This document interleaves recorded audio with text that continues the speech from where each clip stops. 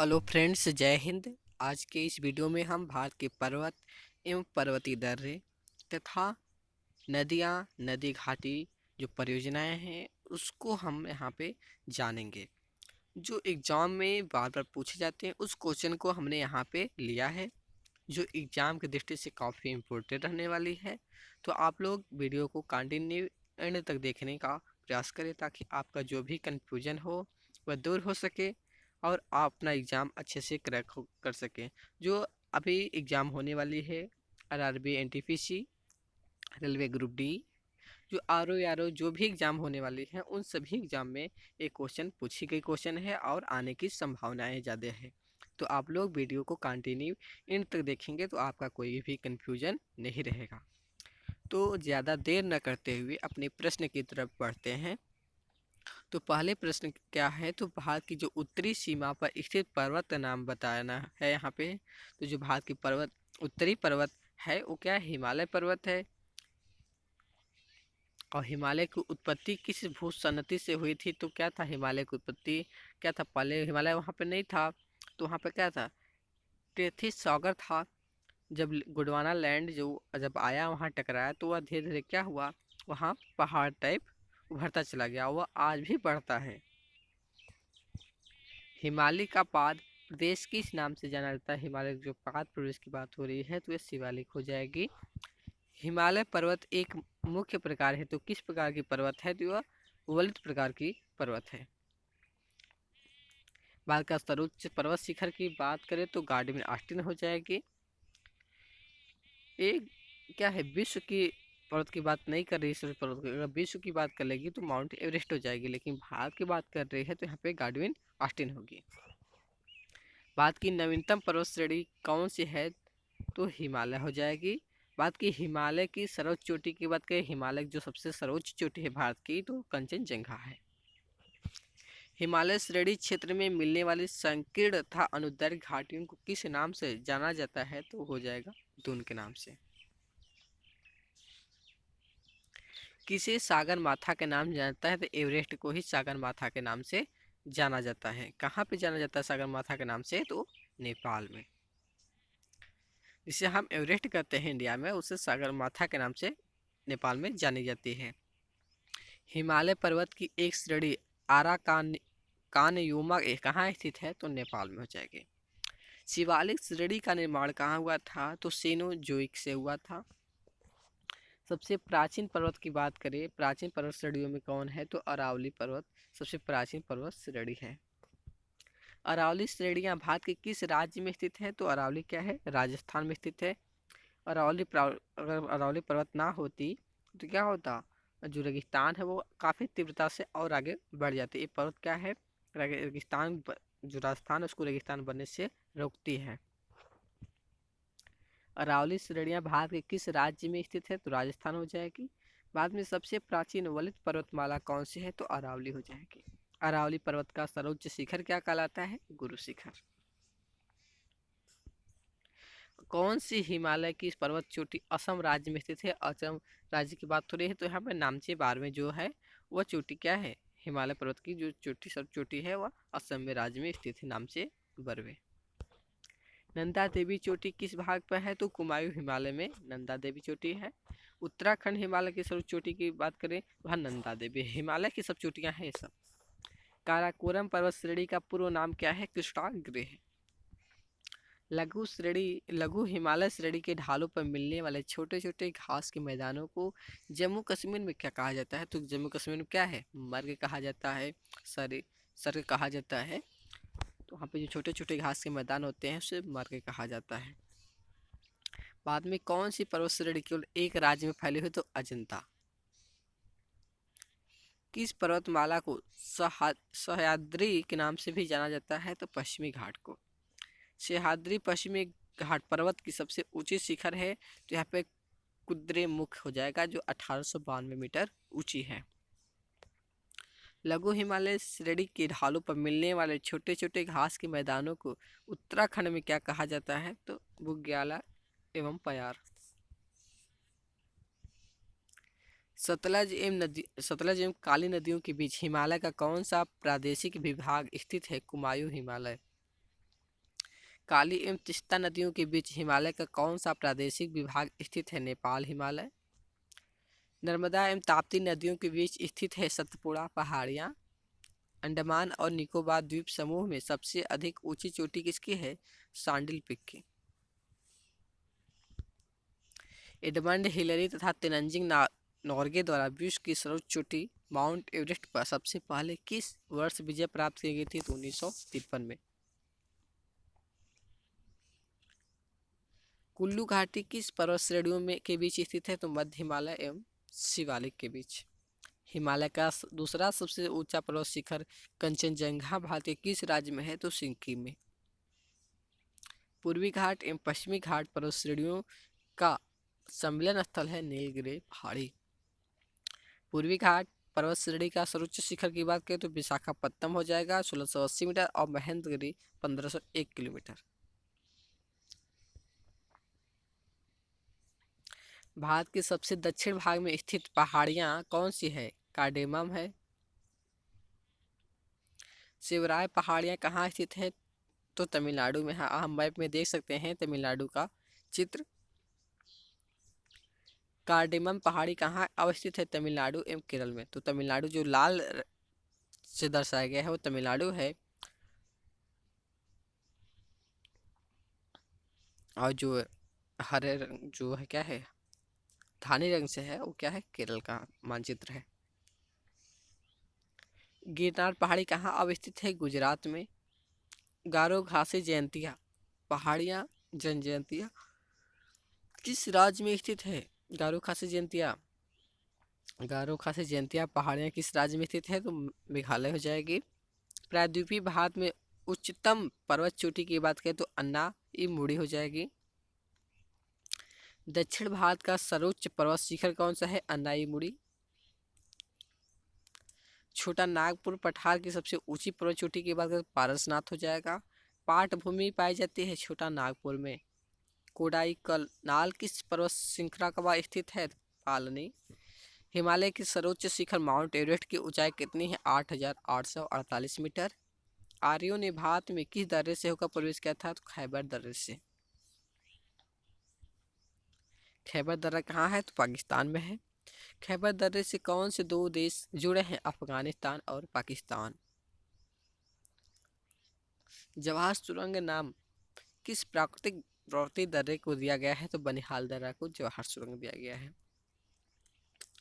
पीपली घाट दर्रा किस पर्वतीय भाग में स्थित है? अरावली। कौन सा पर्वत दर्रा लेह को श्रीनगर से जोड़ता है? जोजिला दर्रा। पाल घाट दर्रा किन दो राज्यों को जोड़ता है? तो पाल घाट क्या है? केरल और तमिलनाडु को जोड़ती है। तुर्जू दर्रा भारत को किस देश से जोड़ता है? तो म्यांमार को। नाथुला दर्रा भारत के किस राज्य में स्थित है? तो सिक्किम में नाथुला दर्रा है। ये क्वेश्चन बार बार पूछा भी गया है नाथुला दर्रा के बारे में। जोजिला दर्रा किस राज्य में स्थित है? तो जम्मू कश्मीर में। ये भी क्वेश्चन में आया हुआ क्वेश्चन है। सिपरेदला दर्रा किस राज्य में है? हिमाचल प्रदेश। बोम्बेडला दर्रा भारत के किस राज्य में है? तो अरुणाचल प्रदेश में। जलेपला दर्रा किस राज्य में स्थित है? तो सिक्किम हो जाएगी। जम्मू से श्रीनगर का मार्ग किस दर्रे से होकर गुजरता है? तो बनिहाल दर्रा जो है उसी के माध्यम से होकर गुजरती है। किस पर्वतीय दर्रे से होकर भारतीय तीर्थयात्री मानसरोवर झील तथा कैलाश पर्वतीय घाटी के दर्शन हेतु जाते हैं? तो माना जो दर्रा है उसके माध्यम से। कौन सा दर्रा सतलज घाटी में पड़ता है? तो शिपली दर्रा हो जाएगा। टगुप दर्रा भारत को किस देश से जोड़ने वाला पर्वतीय मार्ग है? तो म्यांमार। अब हम देख लेते हैं भारत की नदियाँ। नदी बाद है नदियों के जो अवस्थित नगर हैं उनके बारे में।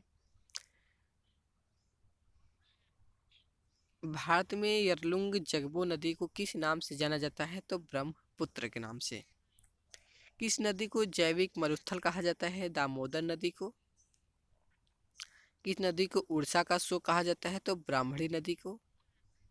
भारत की लवण नदी के नाम से कौन सी नदी जानी जाती है? लूनी नदी को। चंबल नदी का उद्गम स्थल है जनापाव पहाड़ी। कौन सी नदी भेड़ाघाट के समीप कपिला दर्रा जलप्रपात का निर्माण करती है? तो नर्मदा हो जाएगी। कौन सी नदी ज्वारनद मुख का निर्माण करती है? नर्मदा नदी ही। क्षिप्रा नदी किसकी सहायक नदी है? तो चंबल नदी की। महानदी, नर्मदा तथा सोन नदियां कहाँ से निकलती है? अमरकंटक पहाड़ी से। भागीरथी नदी का उद्गम स्थल की बात करें तो गोमुख हो जाएगी। कौन सी नदी गिरिप्त घाटी से होकर बहती है? ताप्ती नदी। बाद में प्रवाहित होने वाली सबसे बड़ी नदी की बात करें तो गंगा हो जाएगी। और गंगा नदी को बांग्लादेश में पद्मा के नाम से जानी जाती है। गंगा एवं ब्रह्मपुत्र की जो संयुक्त धारा है किस नाम से जानी जाती है? तो मेघना के नाम से। कावेरी नदी का उद्गम स्थल की बात करें तो ब्रह्मगिरी हो जाएगी। कावेरी नदी कहाँ गिरती है? बंगाल की खाड़ी में। माही नदी मध्य प्रदेश से होकर कहाँ गिरती है? खंभात की खाड़ी में। सिंधु नदी का उद्गम स्थल की बात करें तो कैलाश पर्वतमाला हो जाएगा। कावेरी नदी जल विवाद मुख्यतः किन दो राज्यों के मध्य है? कर्नाटक तथा तमिलनाडु के मध्य। किस नदी को उसकी पवित्रता के कारण दक्षिण भारत की गंगा कहा जाता है? तो कावेरी नदी को ही। किसके समीप कृष्णा नदी का उद्गम स्थल महाबलेश्वर के उद्गम स्थल है? तो महाबलेश्वर। पंचगंगा तथा दूध गंगा किसकी सहायक नदियां हैं? कृष्णा नदी की। कोपली किसकी सहायक नदी है? ब्रह्मपुत्र की। हगरी सहायक नदी है? तुंगभद्रा की। दामोदर नदी निकलती है छोटा नागपुर पठार से। कौन सी नदी भूमि बंधित नदी है? तो हो जाएगी लूनी नदी। मानस किस नदी की उपनदी है? तो ब्रह्मपुत्र हो जाएगी। कौन सी नदी भ्रंश द्रोणी से होकर बहती है? नर्मदा नदी। प्रायद्वीपीय भारत की सबसे बड़ी नदी की बात करें तो गोदावरी हो जाएगा। लूनी नदी गिरती है कहाँ? कच्छ का रण में। नर्मदा नदी का अधिकांश भाग भारत के किस राज्य में बहता है? मध्य प्रदेश में। कहाँ भागीरथी और अलकनंदा मिलकर गंगा बन जाती है? देवप्रयाग में। शारदा नदी का उद्गम स्थल की बात करें तो हिलाम हिमनद हो जाएगी, मिलाम हिमनद। सिंधु नदी का उद्गम स्थल की बात करें तो मानसरोवर झील। भारत में सबसे बड़ी नदी कौन सी है? मुख किस नदी के मुख पर है? भारत में सबसे बड़ा नदी मुख किस नदी के मुख पर है? तो हुगली हो जाएगा। सुंदरबन डेल्टा का निर्माण करने वाली नदियां क्या है? गंगा और ब्रह्मपुत्र ही सुंदरबन डेल्टा का निर्माण करती है। इंडो ब्रह्मा क्या है? तो एक पौराणिक नदी है जिसे इंडो ब्रह्मा के नाम से जानी जाती है। तिब्बत में बहने वाली नदी सांगपो भारत के किस राज्य में प्रवेश करती है? अरुणाचल प्रदेश में। भारत का सबसे ऊंचा नदी बात कौन है? टिहरी बांध। भारत का सबसे लंबा नदी बात कौन है? हीराकुंड बांध है। टिहरी बांध किन दो नदियों के संगम पर स्थित है? भागीरथी व भिलांगना। टिहरी बांध किस राज्य में स्थित है? उत्तराखंड में। हीराकुंड बांध किस राज्य में स्थित है? उड़ीसा में। अलमाटी बांध अवस्थित है कर्नाटक में। मिंटूर बांध किस राज्य में अवस्थित है? तो तमिलनाडु हो जाएगा। कोयना बांध स्थित है महाराष्ट्र में। अलमाटी बांध किस नदी पर स्थित है? कृष्णा नदी पर। हीराकुंड बांध किस नदी पर स्थित है? महानदी पर।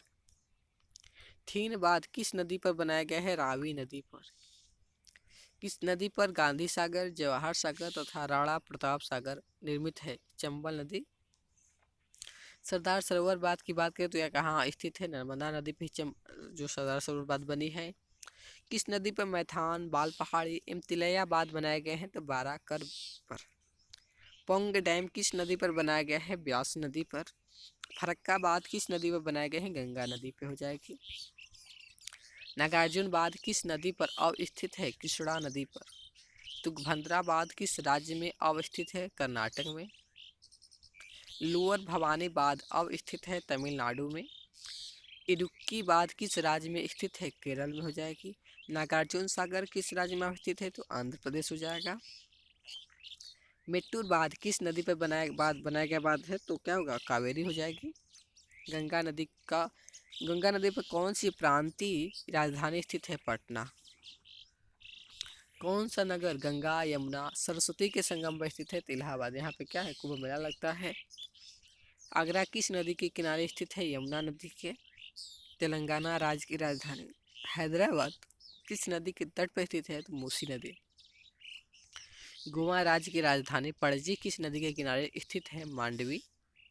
जम्मू कश्मीर की राजधानी श्रीनगर किस नदी के तट पर स्थित है? झेलम। गोरखपुर किस नदी के तट पर स्थित है? राप्ती नदी। जमशेदपुर किस नदी के तट पर स्थित है? तो हो जाएगी स्वर्णरेखा नदी जो है। सूरत किस नदी के किनारे से? ताप्ती या तिथे तापी नदी भी कहते हैं। उज्जैन किस नदी किनारे है? तो क्षिप्रा हो जाएगी। नासिक किस नदी किनारे स्थित है? गोदावरी तट पे है। जौनपुर गोमती तट पे स्थित है। जो स्टील सिटी राउरकेला है वह किस नदी किनारे स्थित है? स्वर्णरेखा। कावेरी नदी के तट पर कौन सा शहर है? तो तिरुचिरापल्ली है। तो गाइज आज का वीडियो हम यहीं समाप्त करते हैं। तो आप लोग वीडियो को एंड तक देखेंगे तो आपका कोई भी कन्फ्यूजन नहीं रहेगा। आप लोग एक दो बार रिवीजन कर लेंगे तो आपका सभी कन्फ्यूजन जो है दूर हो जाएगा। आप अपना ज्योग्राफी का जो टॉपिक अब चल रही है वो आपका क्लियर हो जाएगा। Okay, thanks.